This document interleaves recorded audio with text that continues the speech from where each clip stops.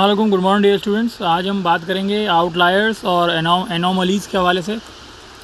अच्छा, हमें पता है कि जो आउटलायर्स वैल्यूज़ होती हैं, आउटलायर्स स्टूडेंट हमारे पास होते क्या हैं कि बेसिकली एक हमें रेंज दी हुई होती है आउटलायर की, उसके हिसाब से हम निकालते हैं।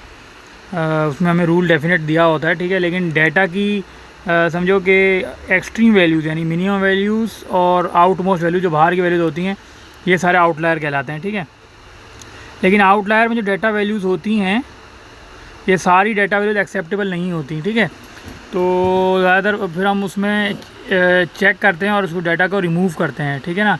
जो डाटा वैल्यूज़ हमें सेटिस्फाई नहीं करती डाटा को, तो उसको हम रिमूव करते हैं। तो यहाँ पे देखो कि ये लिखा हुआ है कि हमारे पास बहुत सारी डाटा वैल्यूज ऐसी होती हैं कि जो लेजिटिमेट वैल्यूज़ होती हैं, ठीक है, और वो रूल्स के हिसाब से एक्सेप्टेबल होती हैं, ठीक है। रूल्स आपको दिया होगा, उसके हिसाब से एक्सेप्टेबल होती हैं। जैसे उसने दिया हुआ है कि हमारे पास, अच्छा, अब जैसे हमारे पास आउटलायर जैसे आ रहे हैं, बच्चों की एजेस हैं, ठीक है, बच्चों की एजेस हैं, ठीक है। और उसमें अगर यहाँ पे आ रहा है बच्चों की एजेस, यहाँ पे आ रहा है -1 डाटा में आ रहा है, यानी आउटलायर की छोटी वैल्यू जो एक्सट्रीम पे स्मॉलेस्ट वैल्यू होगी, और आउटलायर का अगर ये सब बड़ी वैल्यू आ रही है 200, तो हमें पता है कि ये हमारे पास एरर ऐसी वजह ये है कि एजेस नॉर्मली जो है बच्चों की -1 और 200 नहीं हो सकती, ठीक है ना। तो इस वैल्यूज़ को हम रिमूव करते हैं, फिर इन आउटलायर को हम नहीं लेते, तो इन डाटा वैल्यूज़ को हम क्लीन करते हैं। तो ये असल में जो रॉन्ग आउटलायर्स होते हैं उनको हम एनोमलीज़ कहते हैं, ठीक है। अब वो क्या होती हैं वो हम देखते हैं ज़रा, और इसकी डेफिनेशन देख। तो यहाँ पे देखो कह रहा है कि हमारे पास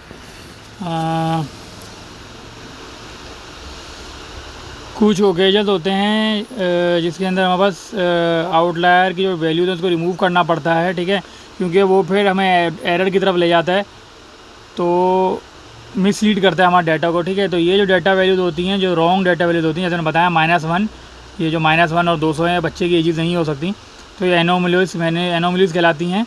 और ये जो वैल्यूज़ होती हैं एनोमलीज़, ये असल में रॉन्ग वैल्यूज़ होती हैं जो डिफरेंट होती हैं नॉर्मल और एक्सपेक्टेड से, ठीक है। तो इसको हम क्या करते हैं कि हमारे पास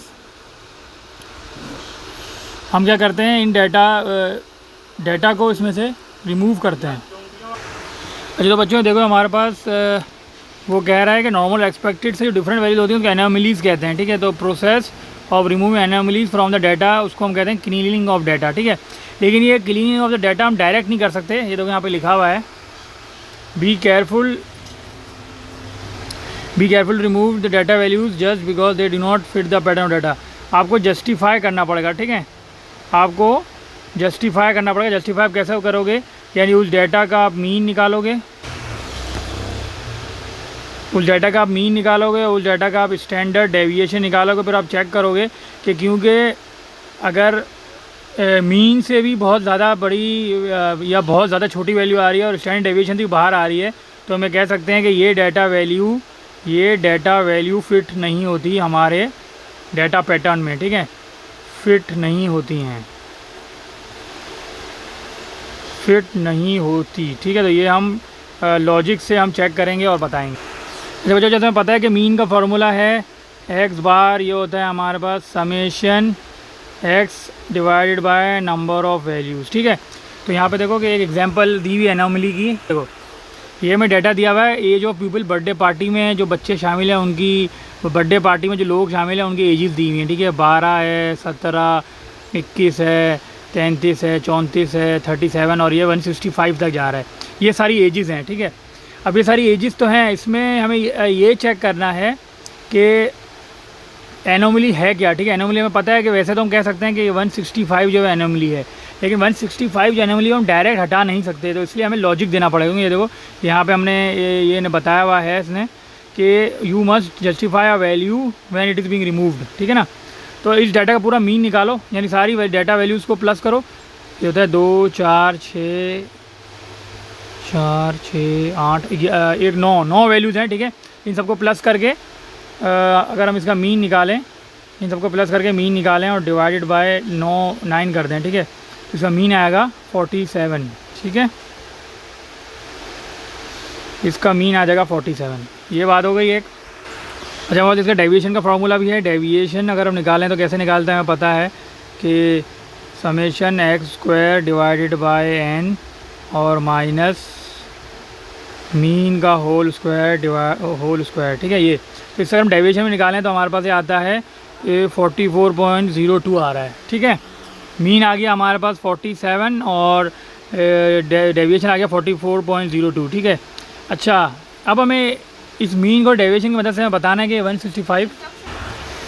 अच्छा, तो अब ये देखो कि अगर हम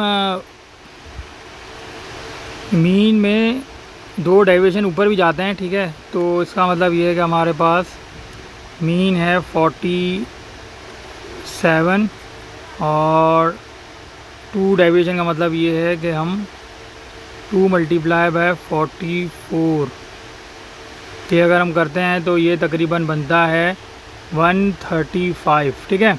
तो अभी भी देखो कि अगर हम मीन से 2 डेविएशन ऊपर भी जा रहे हैं तब भी हमारा आउटलायर में ये 165 लाई नहीं कर रहा, ठीक है ना। तो फिर हम इस हिसाब से कहेंगे कि क्योंकि आउटलायर ये हो सकता था, 165 की वैल्यू आउटलायर हो सकती थी अगर ये एक्स मीन प्लस 2 डेविएशन को सेटिस्फाई करता, ठीक है।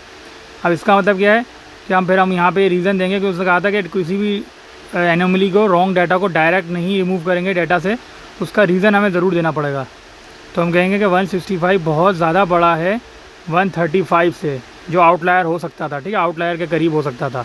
तो फिर हम कहेंगे कि एज ऑफ 165 इज़ इम्पॉसिबल, ठीक है। एज 165 इज़ इम्पॉसिबल, ठीक है। तो ये हम कह के यहाँ पे रीज़न दे के ये 165 वैल्यू यहाँ से एलिमिनेट कर देंगे। तो फिर हम यहाँ पे 165 वैल्यू क्रॉस कर देंगे, ठीक है। ये एनोमली का कॉन्सेप्ट है।